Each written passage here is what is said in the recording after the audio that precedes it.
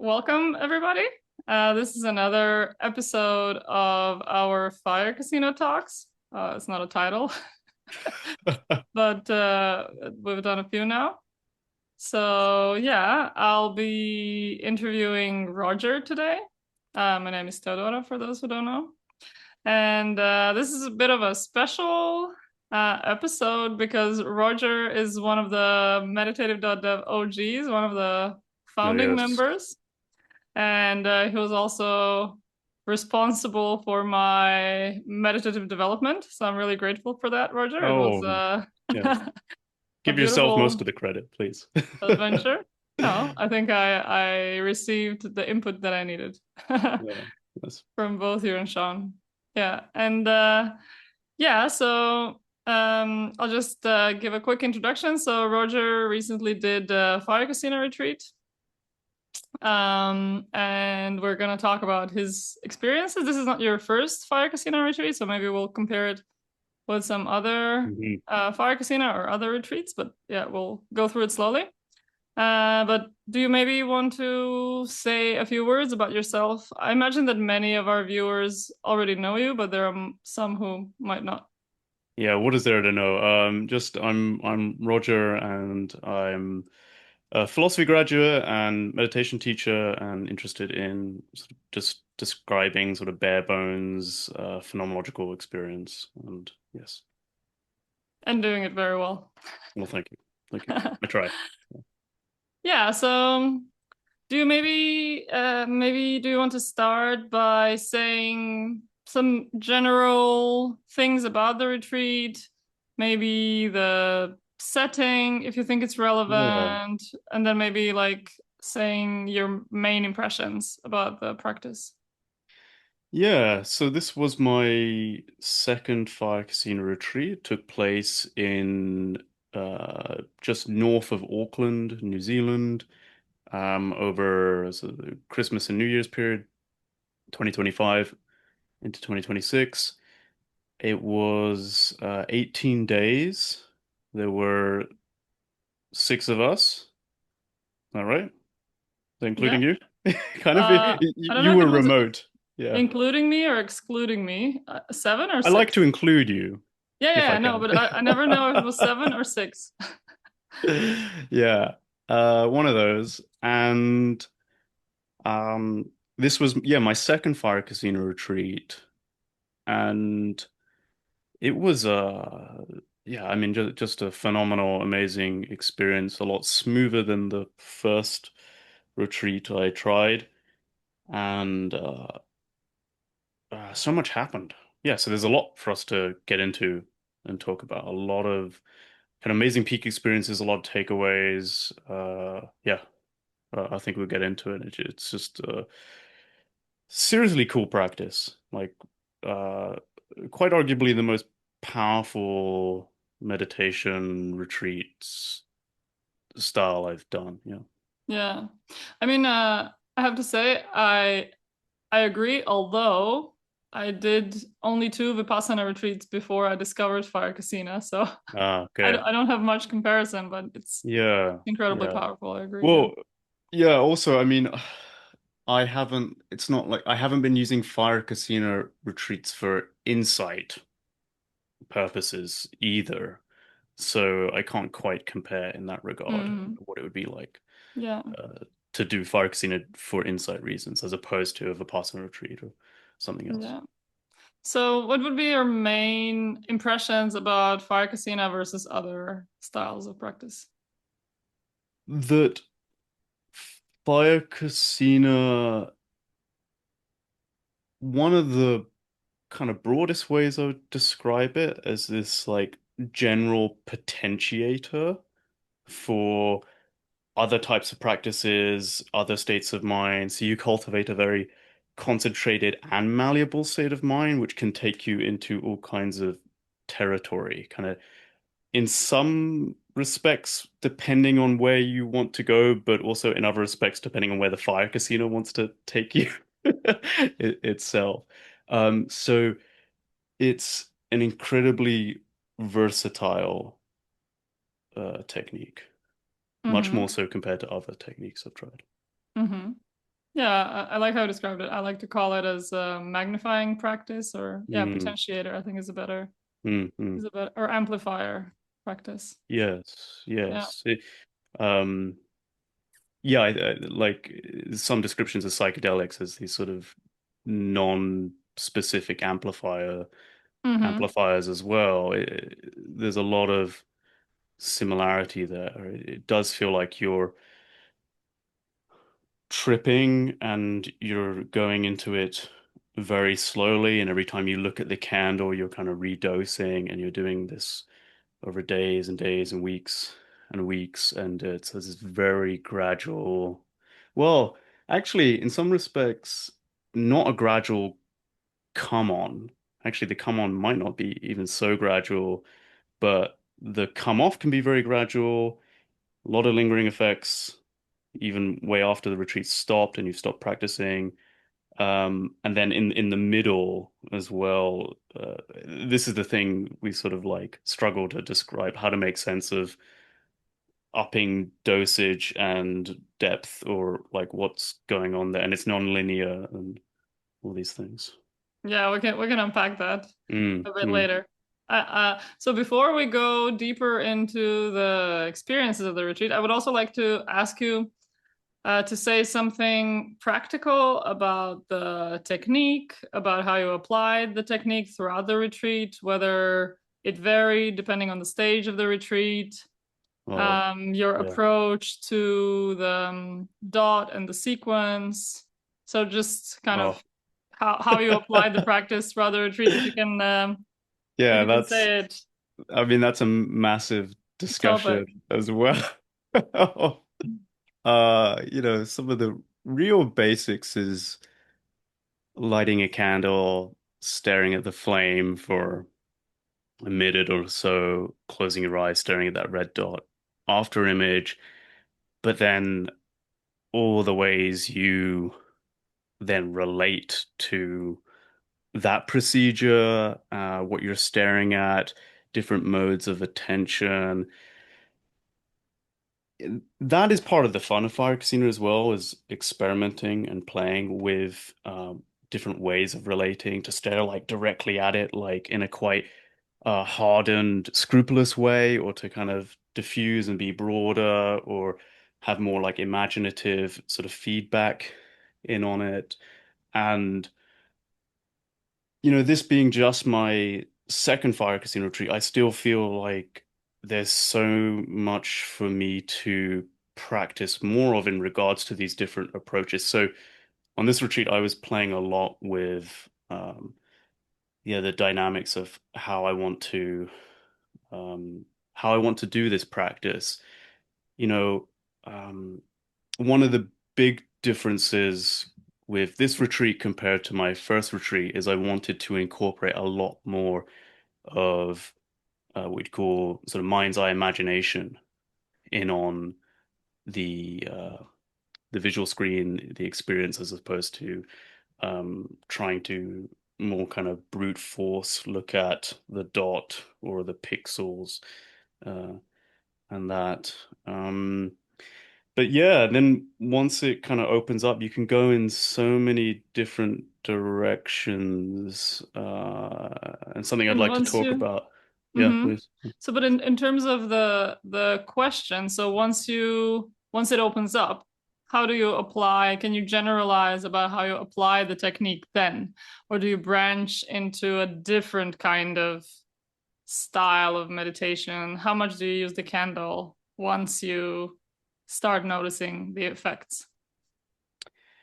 I I mean, I've come to, I think, appreciate and respect the use of the candle more, as opposed to it just being this, you know, initial stepping stone tool which you then discard. I think consistently throughout the retreat, it's good to keep coming back to the candle and the flame, keep that in mind as something uh quite pivotal, even though later on the retreat you will go hours and hours without re-referencing to the candle flame. Mm-hmm. But it's so then it could be easy to think, oh, I've got what I needed from it and jettison it. But uh, this is where I wonder and I suspect that the candle is doing the flame is doing something, that fire element is doing something really special, and you're going to get a different effect compared to just doing a straight dark retreat, just closing your eyes or just being in the dark all the time and not having that fire element. Curious what you think. I mean, in terms of the effect of the candle, and especially, so this retreat was my 7th retreat. Hmm. And earlier, I could generally notice that doing the fire technique has an effect, that it has a Mhm. different effect than doing other techniques on the retreat. Although there are more complementary or more conducive practices that you could do, like different styles of energy work. You can also focus on the after effect of the fire, so the fire element within, not necessarily getting it from the candle, but the Hmm. candle will definitely help pointing it out. But my conclusion after this retreat, also I did this retreat alone, so I had a lot of time to just like experience and think Hmm. about, kind of develop models for the territory. And to use this metaphor with psychedelics, the fire is the substance.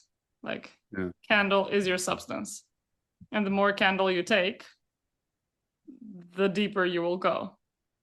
Hmm. I was also tracking effects after the session. So I would do a session with a fire, and then I would have this very altered state that would then wear off slowly. And then they take the fire again, and again it would wear off. So I could really Mhm. notice the dynamic of exposing yourself to the candle meditation. Yeah. While in Um, previous retreats, I also had developed different kinds of layers on over this relationship with the fire, over this technique. Like I would do metta on the fire. hmm. Um, it was very easy for me to develop a feedback loop of gratitude when I have transformative experiences as a consequence of doing the fire practice, healing experiences, insights, all of those fruits that you pick on the retreat, they Hmm. come as a consequence of doing the technique. So I really developed this deep respect and gratitude Hmm. for the fire. So even now, if I just sit and meditate, I feel like I'm meeting a friend. There's really this feeling of warmth, even though in Hmm. some ways it's just an inanimate object with a flame on top, you know? Yeah. Yeah. Nice. Nice. Yeah. Yeah. Sort of gradually imbue more and more meaning with it. Yeah. Maybe you've discussed this on previous calls and such, but we got to imagine that, humans evolved around the campfire and it's just triggering something very primal in us and the like quite probably regions of brain that are all about processing fire. So, I would really like to get a materialistic or scientific explanation for what's happening. yeah. So yeah, I'm really curious about the early research that's being done on fire casino, Mm. what it will show, but also deeper about mechanisms behind why this practice is so much more powerful than other practices. But Hmm. I Hmm. guess we don't have an answer for the Yeah. moment. Have you done a dark retreat or anything? Can No, you compare it to that? no. I mean, I've heard descriptions, and there are surely similarities. But no, I haven't done one. Yeah, I think also having that like central column of which to organize the mind around and get concentrated on is a big factor, as opposed to just uh, trying to stimulate, you know, vision in the dark with eyes Mm. closed. And so you mentioned that in the previous retreat, you were focusing strongly on the visuals, while this time you were also allowing the inner mind's eye to develop. Did Yeah. you did you pay attention to other layers of experience? So not just the mind's eye, but maybe also your somatic sensations, Oh God, yeah. emotions. Yeah. Could you Yeah, maybe yeah, so say much, about how they interrelate with so the much so. technique? Um, I do want to like put a pin on the description of the inner mind's eye and Mm-hmm. how I sort of actually think there's ways to bridge a gap and fill in a space that it's not a different form of seeing than we typically think the visual screen and sort of looking forward.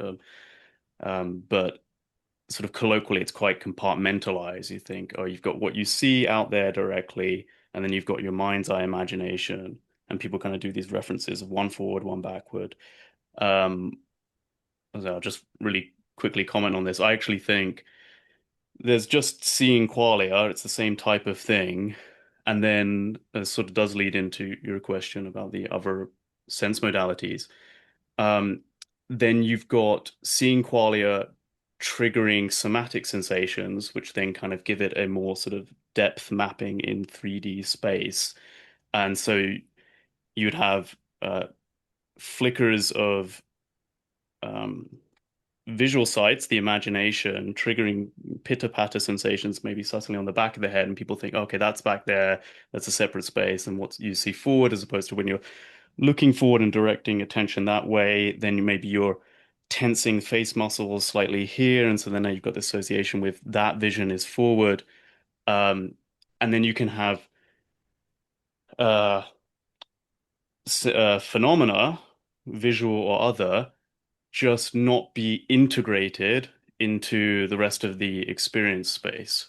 And so then that is a process of getting um, particular types of visions that we would typically call imagination and seem like, oh, they kind of flicker and they're not expressed in this integrated 3D space, getting those stimuli integrated into the rest of the 3D experience space. So that's my little point on that.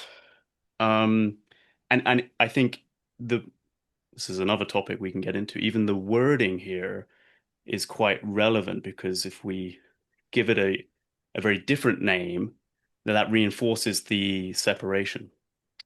And we might not think that we could integrate that or that that's part of the rest of what else is going on in the same kind of format.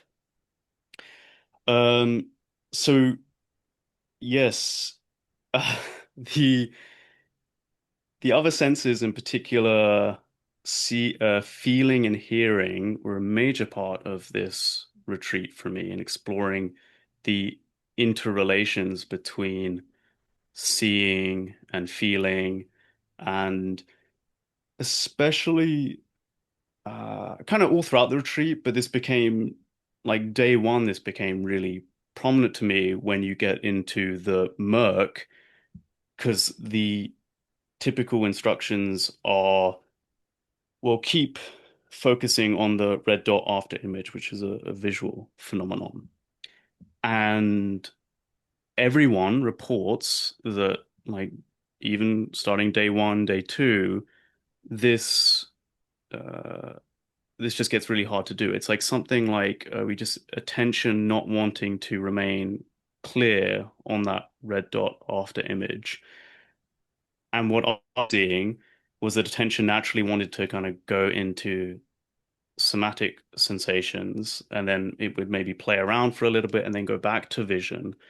But I think had I not made the connection or traced where attention was going, and I had this fixation of like I must always be seeing, must be seeing must be the focus all the time, then it would be really confusing. Like, what's happening? What's in my experience? Yes, this is murky. As opposed to attention naturally just wanting to do a type of cycle and sort of go in and do something and then in its own time come back to vision like that. And so me making those connections made uh, the period we would call the murk um, not seem so murky and confusing. I mean, murk as a description doesn't necessarily mean to mean hazy, fuzzy, gray visuals. It could refer to other murky in other ways. But yeah, making those connections was just really clarifying to me. I was like, oh, I see what's going on here. So there was a kind of lucidity um, that went sort of seemingly off track of uh, descriptions we might hear otherwise.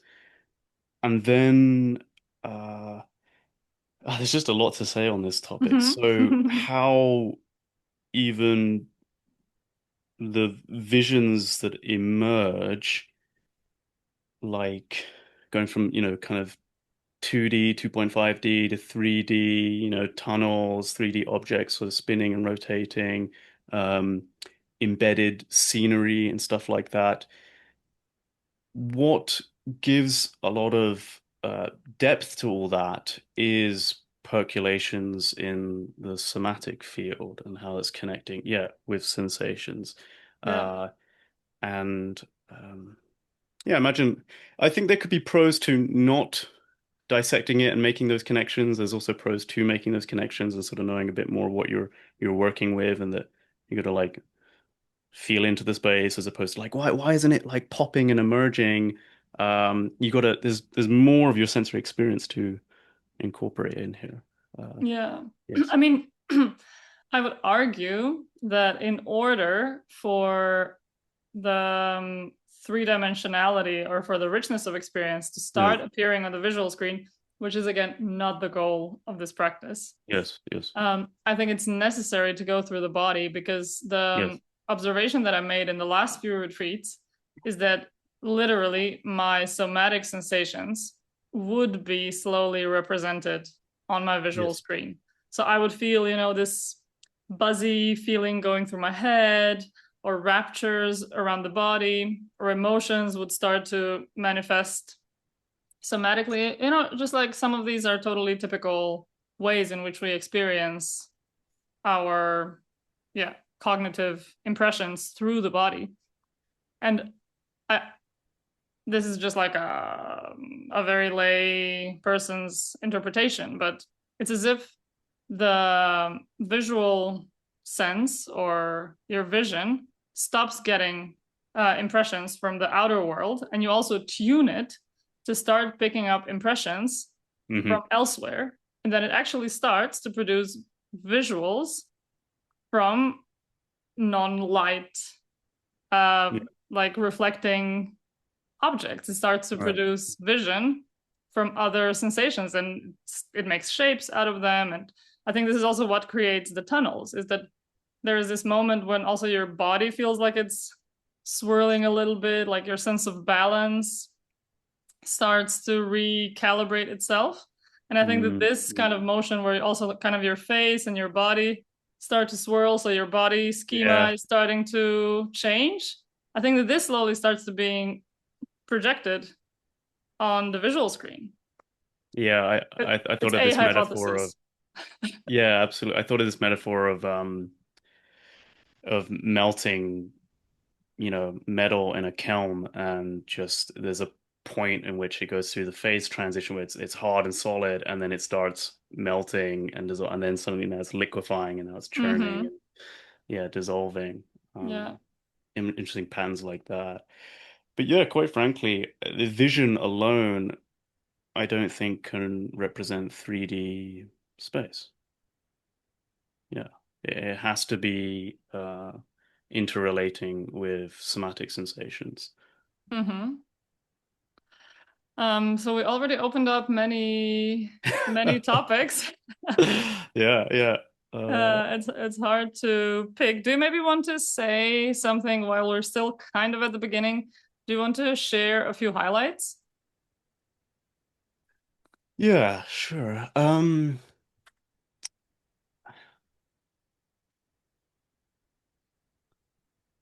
I, I guess I also want to say before so that some of these highlights can sound really cool, but don't try to replicate them.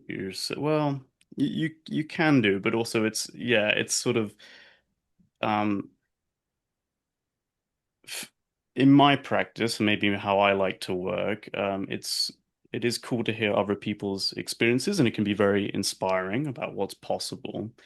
But then the really, you know, moving, touching experiences for me would often come out of left field in terms of I wasn't trying to recreate something that I heard from someone else. It was just like, oh, this effect, I didn't know this was gonna happen or was possible. Um, so I give that caveat. But a couple cool things include um, creating this one I kind of rank as the most trivial, but creating a 3D luminous green orb and placing it on a table, eyes open, and being able to walk around it and it being object stable and sort of zooming into it. And that was really cool. So, initially using an emitter and then like blinking to kind of get it into uh, eyes open 3D space and then putting it on a table. And it was just hyper vibrant and spinning like energy ball. That was cool. Um, Also visions and voices and entity encounters um, opens up a whole sort of, you know, world and ecology of beings to interact with. Not all benign. And uh, the thing that is of most interest for me at the moment was the purification effects, psychological sort of trauma release, mental, processing like that, which comes with can come with narratives, but also just sort of like deep bodily unlatching effects, and also I think normally we can think of meditation as quite a slow solo endeavor, but with the way we've set up Fire Casino retreats, the group and the group dynamics super, super important. Like you are doing this not alone, but with other people, and you're all doing it together, as well as kind of your own solo trips. But a lot of the benefits I talk about in terms of purification were happening socially for me, was the way I was um, relating to the others in the group and how that's bringing up feelings and having to process emotions and like learning a lot about myself. Because, we all get into this, you know, pressure cooker sounds too sort of demanding a setup, but we're all becoming increasingly sensitive to very subtle energetic effects among each other and feeling into each other's vibe. And the vibe between us is very, very important. And yeah, I mean there were days in the retreat where someone would say the littlest of comment. And it would trigger me, and it was like, oh, cool, now I need to spend like the next, few hours kind of like dealing with this, and so, you know, becoming quite aware. I wouldn't say weary because I was always felt safe, always sort of very happy with the people I was doing the retreat with, and this really matters. But like knowing each interaction I'm going to go into, if I'm going to come down from the meditation room, go into the kitchen, and someone else is in the kitchen, and we have a little chat, the little comments that we make, it's impactful. Yeah. Yeah, yeah, So, to name a uh, few things. yeah, I totally resonate with that. And so another introductory topic before we then start to unpack Mm, the notes that I have.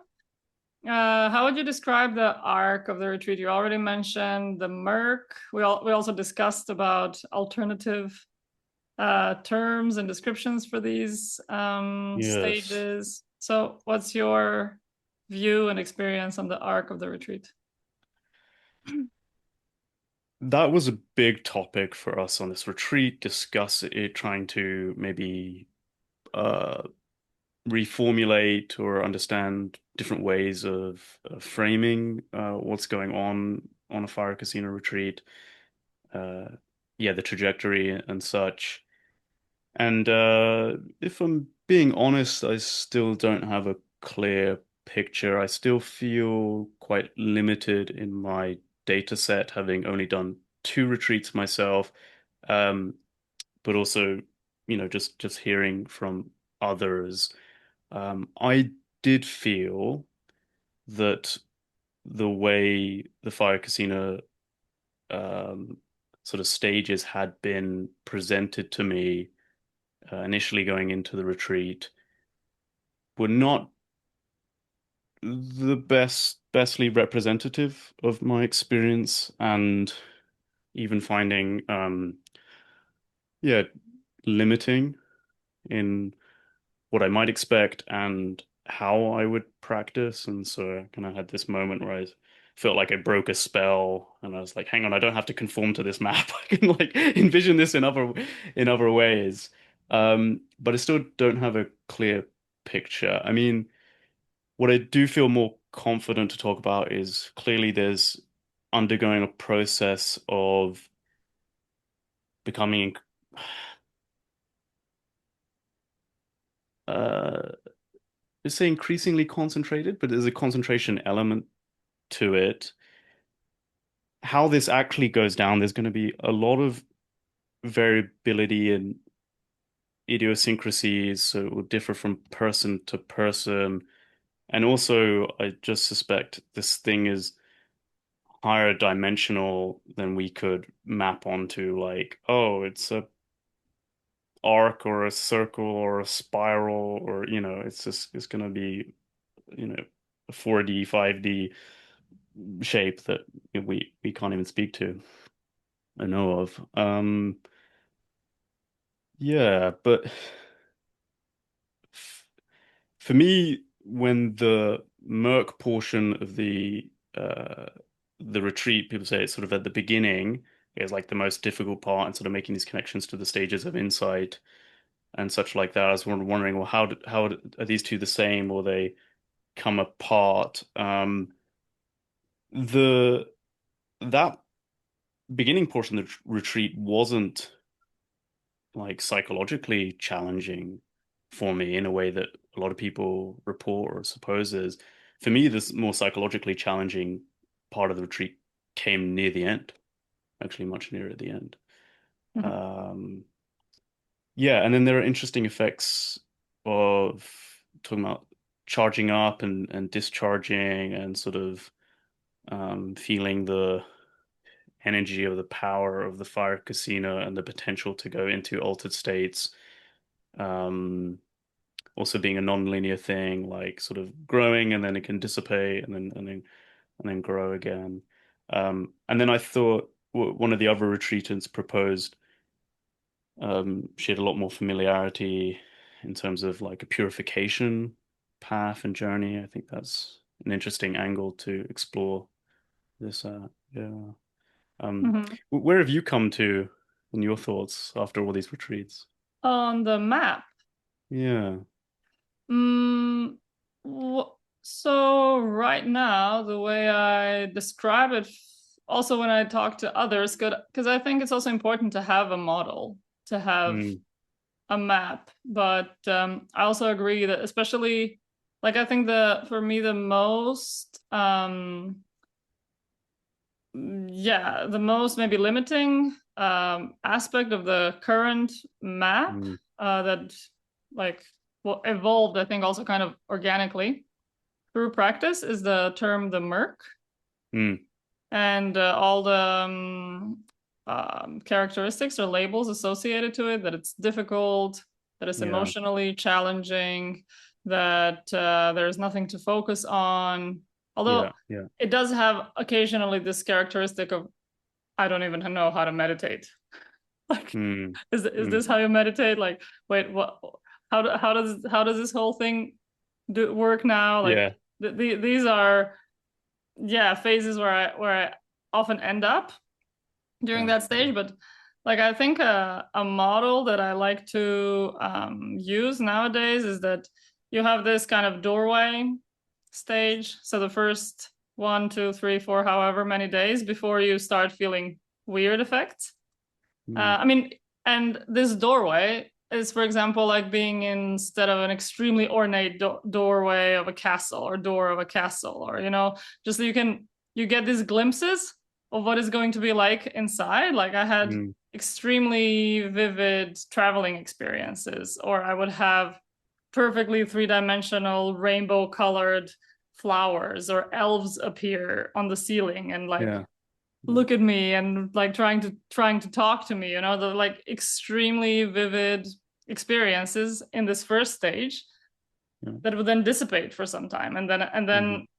but I experience this stage as rather this for those who are into the progress of insight map, rather this AMP to dissolution transition Mhm. where you gain so much insight into impermanence that you start seeing spaces in between, that your perception expands, but you're not still used to this new mode of perception, so it feels disoriented, Mm. it feels hazy.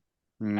As you said, like you're normally you don't have such a strong awareness of your body, and now all of a sudden, boom, like your somatic world is there, your imaginal world is starting to open up, like your veils, the filters Yeah. that your brain creates for you to be able to just interact, function in the ordinary world, these filters start to fade, and then you're exposed to a part of your consciousness which you're not normally exposed to.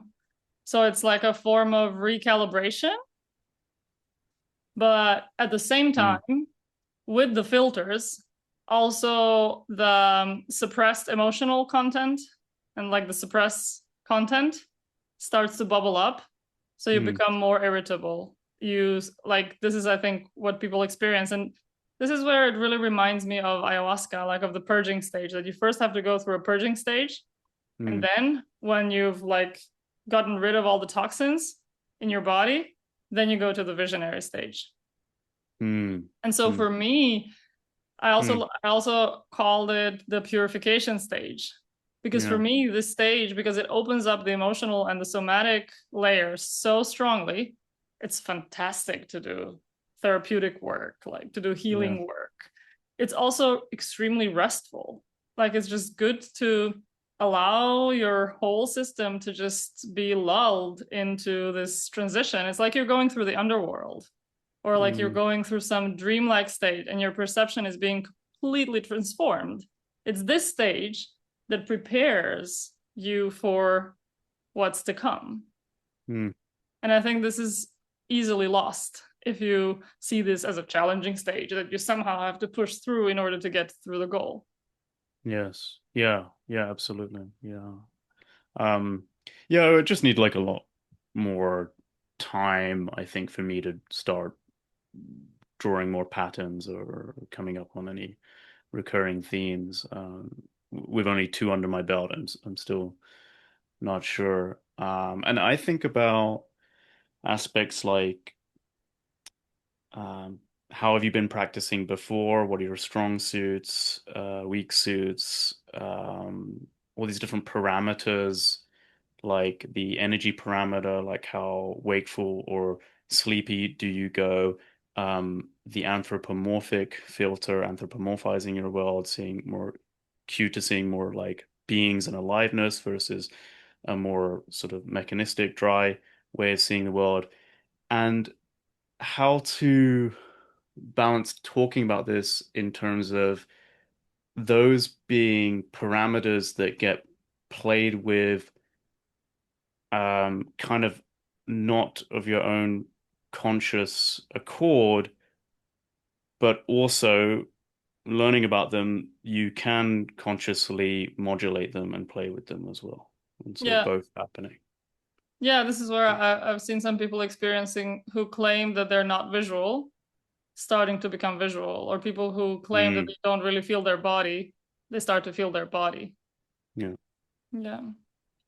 yeah, You mentioned also at the beginning that you think that there is something about fire that produces these effects. Do you maybe want to say something about it experientially, since we don't really have a scientific explanation as to why, yeah. or maybe fire? And I don't know if Well, you've had experience with other elements during the retreat. yeah. I think the elemental component is really interesting. So, I mean, you're talking about like fire and purification, how things get sort of, burnt up and cleaned or processed or turned to ash, in fire.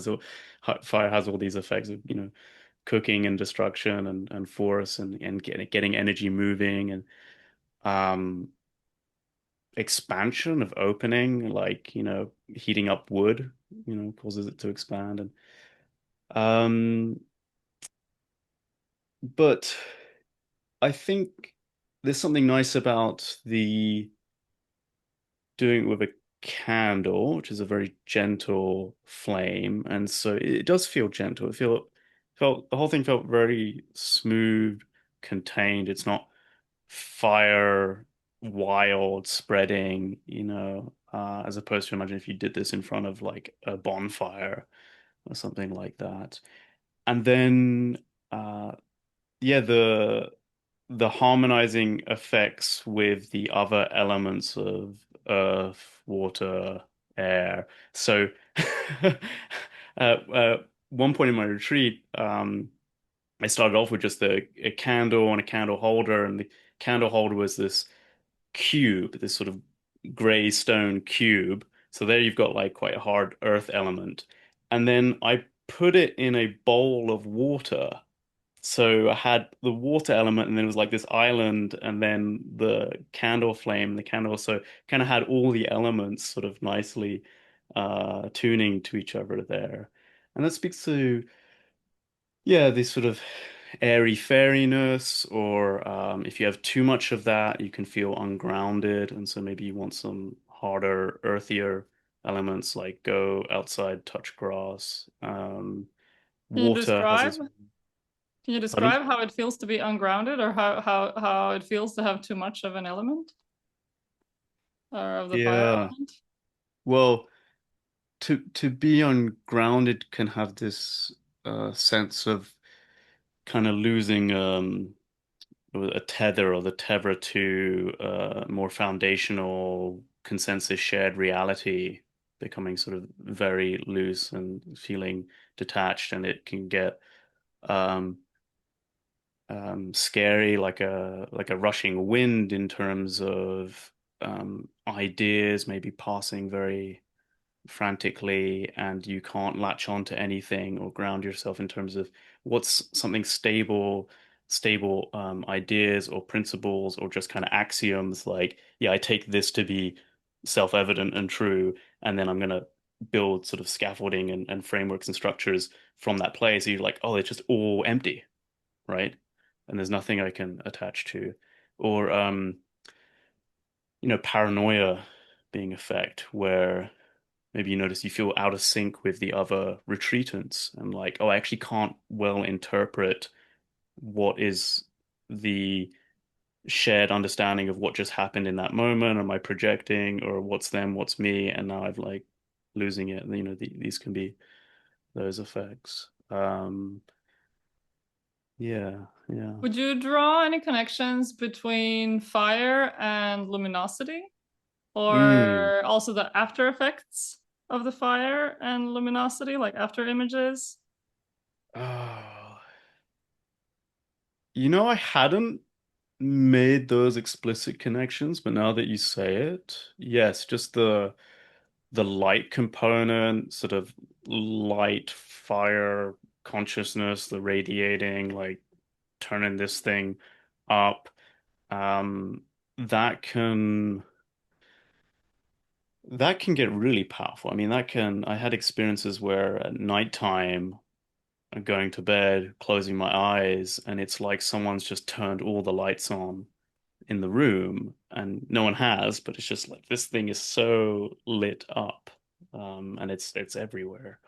Um, yeah, and then as you speak to it, the after images become really, really pronounced throughout the retreat. So you get to the point where you don't have to look at the candle flame for a minute.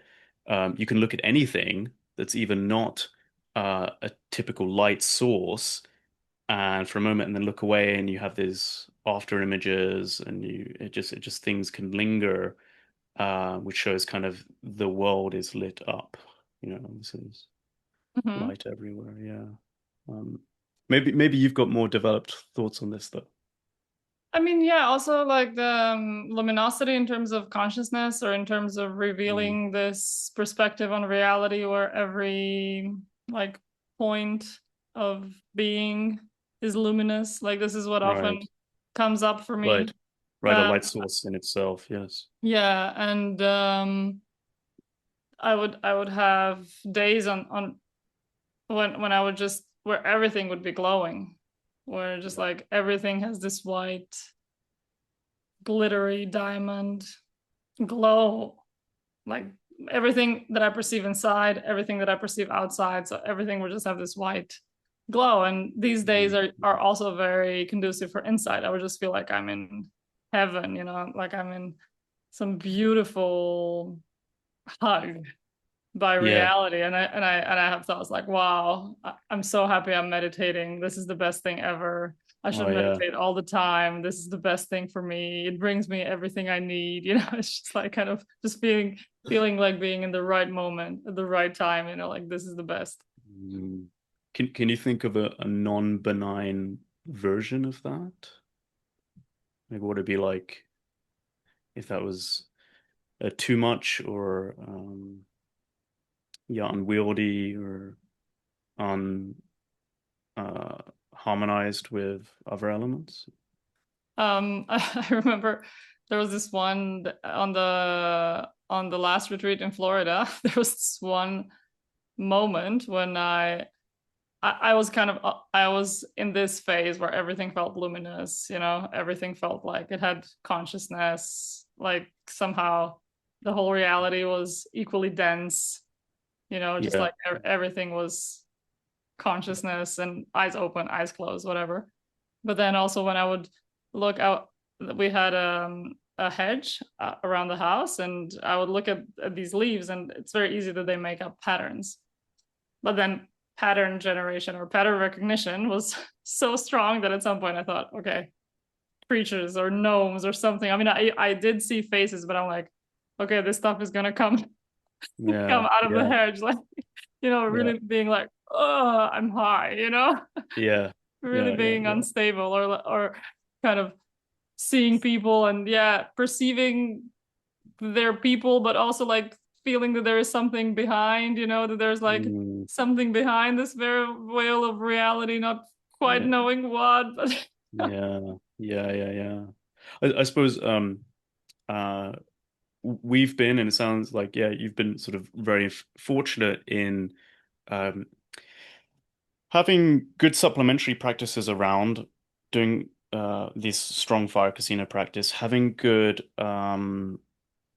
frameworks for making sense of your experience, and not having um sort of harmful, noxious, like HPPD like lingering effects, and then that making one um yeah, behave sort of in weird, erratic ways off retreat with people who can't understand what you're going through. mm, Um, I feel very fortunate that um, that's been my journey, but we could imagine scenarios where people go into this, it doesn't stop. The effects don't stop. They go into day-to-day life, start acting strangely Yeah, around yeah. I others. mean, this is definitely not a safe practice, and yeah, I definitely feel extremely fortunate that I was just given enough tools and resilience Yeah, to just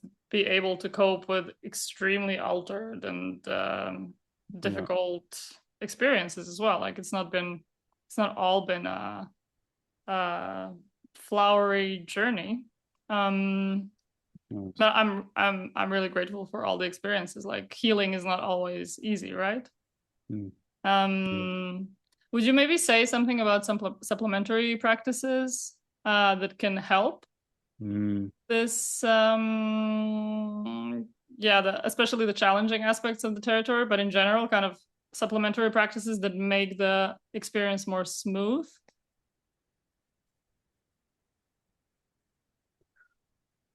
Um, something that comes to mind is learning how to not meditate in a way, like when you get so all embroiled in the effects and it's everywhere and you're always looking at nimiters, finding nimiters, charging up and these things, the ability to also take attention off of these things and do nothing, kind of, so like do nothing meditation as a way of calming down and not fueling the fire of these effects, taking off there.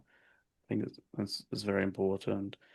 Um, obviously, things like the Brahma Vihara practices, so can soften and suffuse more love into experiencing and compassion. Think of like, yeah, Ed mentioned this. This is a good point around like the dinner table when we're all sharing our experience, doing subtle mudita practice where people are talking about all these amazing effects you've had, and maybe you've had a day that was totally stale, like nothing was getting off the ground, and you've just been sitting, like in a drowsy, like gray fuzz for, for 18 hours or something like this. And just being happy for others like that. Um, so those are some practices that are really worth having under your belt and maintaining. On the framework side, like flexible ontologies, because you can experience ways of perceiving reality that are so radically different to how we typically do, and depending on your depth of insight into emptiness and these things, like how seriously you're going to take them or how destabilizing are they going to be, or questioning, uprooting your understanding of what is reality. So yeah, it's like not a total beginner. It's not a beginner's practice for these reasons. And then also I want to just emphasize retreat partners who you're retreating with is so important. Like think of it like you're gonna be tripping for weeks. Who would you want to do a serious psychedelic trip with? Not any random stranger, right? It's really important. Um, yeah, to be with kind, sympathetic, wise people. Yeah, I think also it helps to be in a natural environment. Yeah, that's a good point. Yeah.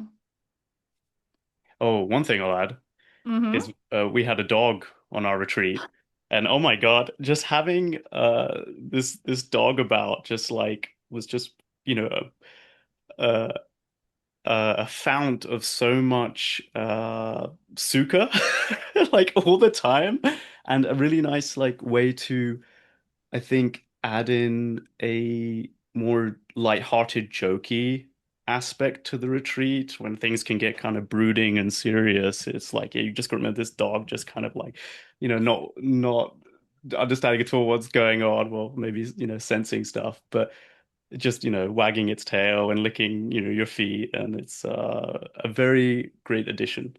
Yes. Wonderful. Yeah. But bring your pets. Yeah. Yeah. Wonderful. Yeah.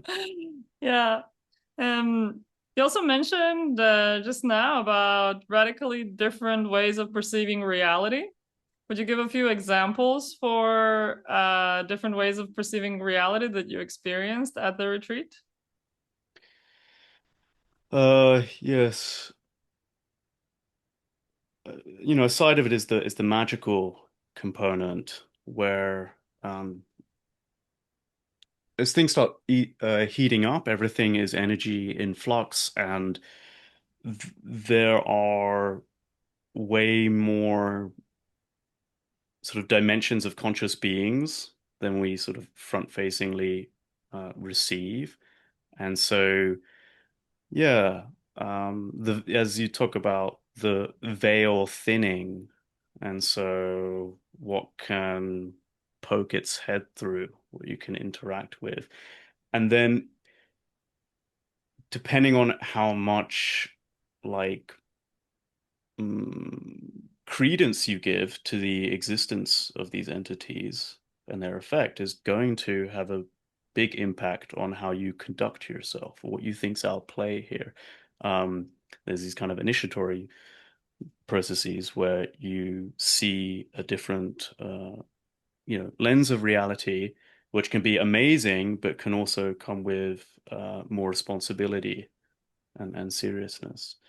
So yeah, that's like a big one for me. Entities. Yeah. Yeah, yeah. I mean, I would just add what I think is really important coming into a retreat like that is to know how to set boundaries. Oh yeah. Because setting Yeah. boundaries with entities is the way to navigating the territory. They actually cannot be harmful if you're Yes. clear about your boundaries. And really, whether they're real or not real is not important here. They Yes. appear Yes. and Yes. they function, like they interact with you. They interact with you more than your friends interact with you. They interact with you more than humans interact with you. They can change, they can affect your nervous system, they can add Right. stuff to your psyche. They can do so much, but you also need to know what you want to allow, right? Yeah. Yeah. I think that's a super important point. And like, where I come to is that consent is a realm independent best practice. Absolutely. Yeah, yeah. And it seems to work. And yeah, hold your boundaries. And I really recommend like you can consider how do you healthily approach relationships with humans, or any kind of relationship. It's relevant uh, in this area as well. Like uh, I recommend not rushing into things and slowly get to know, who you're dealing with. Yeah. Yeah. Would you maybe share an example of an entity encounter that you have if you feel comfortable about that? No. Well, Okay. We'll yeah, we'll cut it. yeah. Uh, I mean, the fact that I'm giving pause on something is actually there Yeah, yeah, yeah, was yeah, yeah. an exposure and abruptness that um, could be a potential info hazard to reify and spread, um, and can feel so palpable, so like a confrontation, and so yeah, I won't go into the details, but I just put that out there to know like there's bit more social understanding. This is possible. But on the other side, I had one encounter that was uh, just a voice that was this amazing dialogue, amazing, really intuitive dialogue of someone kind of speaking to me and sort of into my heart and touching me in the ways like something I clearly like was longing for and was like it felt like giving me a guiding waypoint into the future, something to look out for. So, I mean, there's just the gamut, the whole range of what you can encounter. Um, on that point, I did want to talk about the the sense doors. Talked a lot about somatic sensations importance there, but also I want to talk about the hearing channel as well.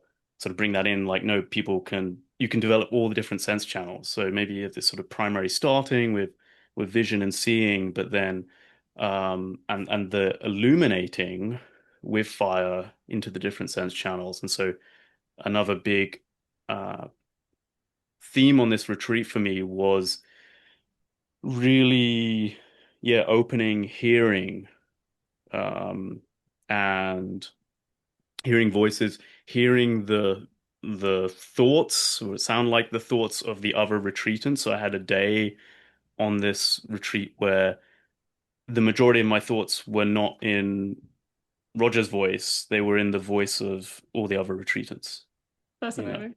And yeah, like that's a channel one could easily think not to look into, but you could develop. So I kind of want to raise that point. Mm-hmm. Yeah. Um, Another different way of perceiving things. So you mentioned the glowing orb that you created. Yeah. Could you maybe say something about how you already mentioned that you use the nimitta to create it, but could you maybe expand on that area of practice, like practicing with visible light? Maybe I can't even expand that much so because I wasn't a direction I went all that far in. It's Mm-hmm. kind of like so maybe the peak in that direction was creating that orb on the table. And so I see, oh, there's a kind of skill tree set one could go in. I mean, you're way more developed in that area than I am, but I kind of like looked at it, I was like, okay, yeah, that's a thing you can do. And then I spent the retreat kind of exploring other territory. So I mean, you could talk to it way better, but Yeah, yeah, creating visuals out in this space, making them more object permanent and 3D, stabilizing them. yeah. Um, I mean, pro yeah. tip, you integrate them with the rest of your experience, and then Mm, you can project your energy, feelings, intentions yeah. through the light. But because initially it seems like a party trick, and it seems like, Mm, okay, I can draw neon words in the air, or it right. just seems Right. like a party trick. But if you take it far enough, it's it's a completely different way of interacting with reality, and Oh it yeah. also it transfers between people. Like if they've also developed this as well. Yeah, yeah, Yeah. yeah. Yeah. You can exchange somatic impressions. You can exchange thoughts. You can. Well, it was this was an area where we would with Ed doing some kind of energy exchange exercises. Mm-hmm. And yeah, I think I had spent more time developing sort of feeling and hearing. And so the format in which those would come in were more in those channels than visual. Although I did have like one morning have a kind of X-ray experience of someone sitting next to me on the couch, and I could just see their spine, and it had these like sort of spikes coming out of it and glowing, and it turned out they had actually had an operation on their spine and these kind of interesting effects. Yeah, Yeah, yeah. yeah. Um, Something else I'd like to talk about is yeah, the formatting of information through the different senses and abilities to become what I call becoming literate in those other senses. So, Mm-hmm. copious amounts of information can be rendered in feeling and hearing and seeing, smelling and tasting. Um, but humans are visual creatures, and so it's maybe most legible, most obvious for us to uh, understand, interpret if there's a visual image put in front of you. Uh, However, it's not like we can't read other languages. And so you can be detecting very subtle, important information and it doesn't come with a visual component. And that's not any, less uh, important or impactful. It could be like you're feeling something really deep for. It doesn't mean, yeah, you don't have to have the really vibrant Technicolor dreamscape, visual dreamscape to go along with it necessarily. Hmm. Yeah, exactly. This is where seeing goes beyond see because beyond visual seeing. It's more Yeah, perceiving. yeah. Yeah, definitely. And even, we had one retreatant who sort of claimed to have aphantasia and that he has no mind's eye images. Although he would, subtly, but kind of clearly far along in that spectrum. Um, and then when we would sit around the lunch table, dinner table, relaying our experiences for that day, it's funny. He would say like, "Oh, I don't have much to, report," because he didn't have any of these crazy visuals. And then he would go into talking about some really deep stuff, like, integrating his anima and all these effects, all these like really important um, psychological processes.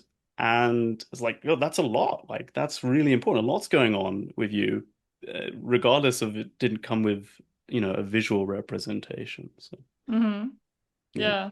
Yeah, for me also this last retreat was archetypal and more Mm, psychological. I mean, I did have visual effects and they were more in the mind's eye, like on the this my screen mm, was very inactive. Like, okay, I had like these shimmering lights. hmm And towards the end, I had like very clear three-dimensional visuals of goddesses and stuff like that that I kind of intended for. But throughout the whole retreat, it was mostly doing inner work. hmm hmm And that was extremely alive and very Yeah, interactive, like yeah, very immersive. Yeah. yeah, yeah, totally. Yeah. And so, did you want to continue talking about the senses and gaining literacy over other senses? Because I think that's a really valuable dimension of particular this retreat because it opens up your perception so much. And if you don't, like, Yeah, it happened to yeah, me in a few initial retreats that it was only at the end of the retreat that I realized that a door was open. But yeah, because I couldn't recognize the content of that door, yes. I couldn't even go there. Like there were, I mean, and it's also limited time. Like if you do it for 2 weeks or 3 weeks, it's also a limited time. So you need to keep coming back if you want to explore all the doors. But like it would often happen that there is a door and I would notice it only later because I couldn't even read the signs, you know? Yes, yes, yes, yes. And to illuminate, to like light up the sign to see. It doesn't, and I don't necessarily mean that visually. It's like Mm-hmm. this this awareness, clarity, lucidity Mm-hmm. component. And this is where I think it's really useful to practice with more experienced people. Or I Mm, would certainly advise people mm, who try to do this yeah. on their own to talk to somebody who's done it before. Hopefully, also these videos can help. Yeah. To have like someone you can phone in with to help you Mm-hmm. give guidance, I think it's nice to also have a tether and a connection to another mind in that way. And also, be surprised how much uh, flexibility or sustainability there is with time away from the practice. So you can afford to take some hours away to talk to someone, you know. Mm-hmm. Don't Yeah, feel yeah, like you're gonna absolutely. like miss all the you're not gonna get anywhere because now you're talking. It's not like a silent retreat. It can even get you further because the input Yeah. that you get in those conversations might actually get you further than where you would end up Oh yeah, if you yeah. just sat on So your own. showing different ways of exploring. Yeah, a lot of the social component of us contributing ideas to one another and unlocking like, oh, I never thought of it like that, where I could enact this move. There can be pros and cons as well, because I think what I found as well is sometimes other people's framing felt limiting. I was like, maybe just kind of a personal thing with me. Of like, I kind of have to go off and build my own phenomenology and like do this thing how like I would do it. Yeah, I just want to share, sort of iterate the point about the potential of exploring the other sense doors, and then there's a interesting conversation there about, well, when are you deviating from fire casino practice then? And now you're doing something else that's no longer fire casino practice. And but if it's not pointed out to someone, then someone might never think to go in that direction or just become aware of what's happening within them. There's this funny effect of there's a way you can have kind of disillusion with clarity. Like it's clear, it's obvious that things are losing harsh hashed details. And that's just abundantly clear. It's not this like bewildering, confusing, like nothing's happening. I don't even know what's going Mm-hmm. on. Yeah. Mm. So one thing that I'm really interested hearing from you. So you also mentioned your own phenomenology of the retreat, which I think is definitely one of your strong suits, but also how you experience this practice integrating with insight work.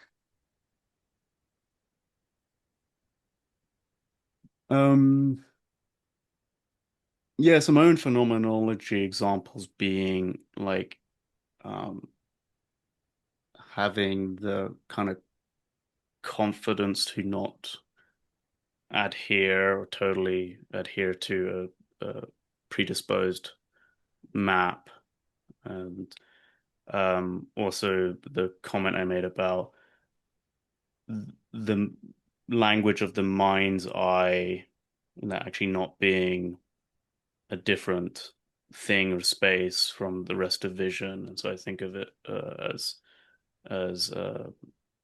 it's all visual stimuli coupled with certain somatic sensations in different places, and then how like well embedded or integrated is that with the 3D experience space made of other phenomena. Um, and then sorry, what was the second part? Fire Casino and insight.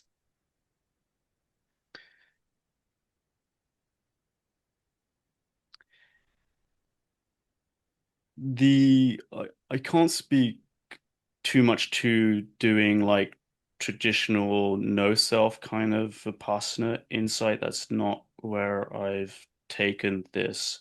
Although, uh,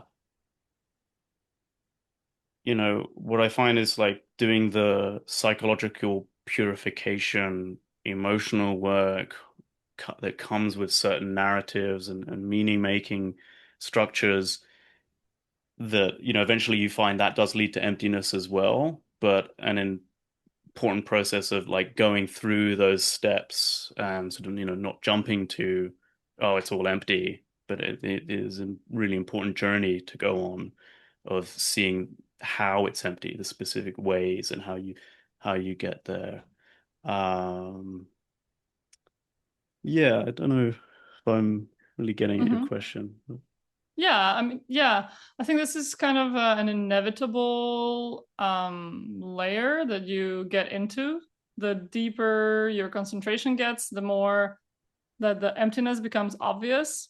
And I Mm, think sometimes it's useful to get yeah. that pointed out rather than to follow strict or classical Vipassana instructions On Fire Casino. on Fire Yeah. Casino. Yeah. Yeah. I just don't know about that. I don't, because do you have examples of people who try to do more strict deconstructive Vipassana practice with Fire Casino? Yeah, I mean, people who've tried to follow the typical kind of path trajectory on Fire Oh yeah. Casino, where Or I with the stages find, of insight? yeah, Mm, yeah, yeah. where I find that because Fire Casina gives access to such strong or creates strong concentration, I think that noting is too simple of a practice for that space of being, for that way of being or way of perceiving.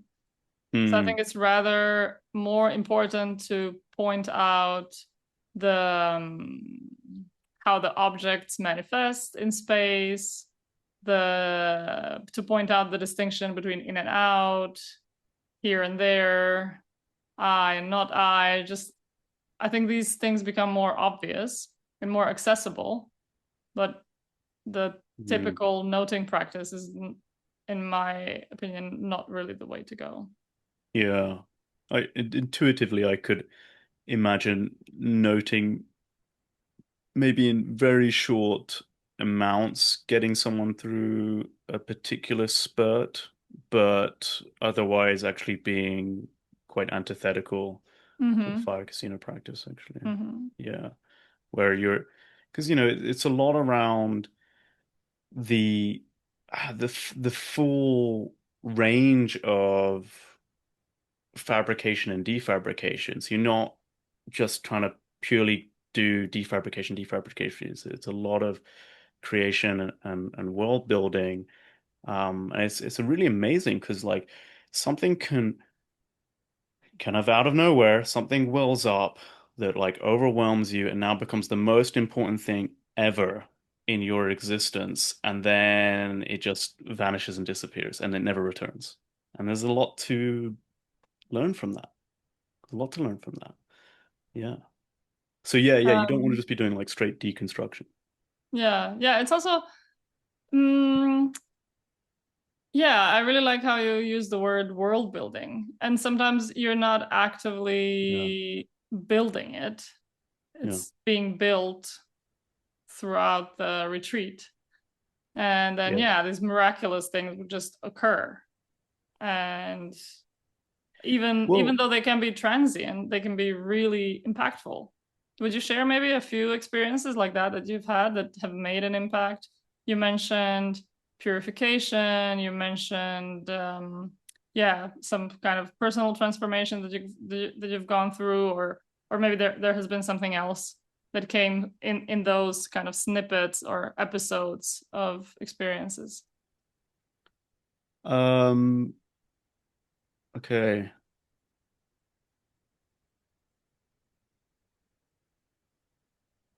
Uh, like it's all defabricated, it's all evaporated. I'm sort of struggling to come up with a specific example, but certainly I can think of themes where it's just maybe yeah, like uh going through trying to navigate some kind of finicky, iffy mm, relating conundrum with someone else, with another retreatant, and this being like, oh, this is an ordeal. This is something like we have to get through. Now it's sort of the elephant in the room has been exposed, and now we're going to talk about it. And then, having a big meeting about it and all this, pulling someone aside and going outside and having a chat, by the river and being like, oh, so, what's your perspective? What's my perspective? What are we going to do about this? What are our options and all this? Uh, and you're just kind of fully in the samsaric world there of these components. And then, like, a day or two later, it turns out like, oh, it actually just kind of solved itself and it wasn't a big thing. And we can like move on and um, things like that. And so this is where, yeah, I don't think this is a beginner's practice, that having sufficient depth of insight into emptiness is important. So that ability to co-manage um, taking some fabrications very, very seriously and also not at the exact same time. as opposed to imagine there'd be so much confusion where it's like now things have rigidified or concretized to a degree of like oh my God, have I revealed a reality and this is actually how the state of the world and how things are, and maybe this is um unacceptable, unbearable. I gotta leave the retreat for whatever reason because it's like, why would I spend my time meditating when now I've just discovered that like this really important thing is going on. I'm kind of talking abstractly, but people can fill in the details with whatever. And so being able to go through that, I think, yeah, a depth of insight into emptiness just, oh, makes a hell of a lot of difference. Mm-hmm. Yeah, also the ability, I think, to hold different frameworks. Yeah, I think yeah, what you described is that you need to take them seriously and not seriously at the same time. To hold that different frameworks can be true at the same time, mm, mm, but also conditional to their own rules, I think is also yeah, really important. Like, yeah, for example, to not think that now if this entity appeared, it doesn't mean that this is your entity, that it will be with you all the time. yes, It doesn't yes, mean that it can have an effect on the physical reality around you, that it can affect your relationships. You can keep it in a container of this altered experience, or this yes. entity is here to heal me. You can set constraints and keep it there, or you can forget about it altogether. Yes, and so understanding sort of as best one can the healthy, appropriate um, position and levels of boundaries or self-ownership or other, and being able to untangle all of those without them seeming super fixed and sort of they can move. Also, what we talked about earlier, getting into different perspectives of reality in different seeming realms. And yeah, if you're developing the different senses, they're gonna feel, seem very different from one another. And it's like mm, there's a skill in like not all of these frameworks are compatible with one another. But despite that, how much uh, malleability of mind do you have to go in between them and entertain them for the time they're around, or not if it's destructive and not serving. Mm-hmm. Yeah, yeah, I think that's quite important. I liked how you described it. Mm. And then maybe as a final closing question, something that you mentioned at the beginning, and that's definitely the impression that I have is I think you mentioned something about how you navigate the Fire Casino retreat and how the Fire Casino navigates itself, or something like that. Something Yeah. about the way that the retreat or that the fire creates the experience of the retreat. Yeah. Yeah. Well, this is, related, jumping off of that last point about the looseness of the dynamics of, yeah, what is self-authored, what is like coming from your deep desires or intuition or judgment versus just being received, or you're exposed to, as my good friend puts it, have a plan, don't follow it. And so, uh, yeah, like with many trips, like set up as safely as you can the set and setting, sort of, the retreat container conditions and who you're doing with, and be in a good state of mind, and take the time off work and these things. And you may have ideas of what you want to do on that retreat. It's nice to explore your deep-seated uh, intentions, but as the retreat goes on, you'll discover new ones and it will go in unforeseen directions. And so, yeah, it's nice to talk about the as wide of the territory as we've seen, and that's open to be open to going in all these different directions where Fire Casino will take you. Because if you have this narrow view, if I must just stare at the red dot and get that to move around the screen, or build it, make a shape. Yeah, you maybe that's not how the current of the energy wants to flow within you. And you'd miss a lot and you'd have a worse time. Yeah. Yeah. Do Thanks. do you have I thoughts think on this? um yeah, so for me what I've noticed is that there is an effect of intentions, that every time the intention that I set at the beginning of the retreat, kind of what I wished for myself during that retreat or what I Yeah. thought I Yeah. needed during that retreat, and I would always try to make it something that feels meaningful in that moment, in that stage of my life. Yeah.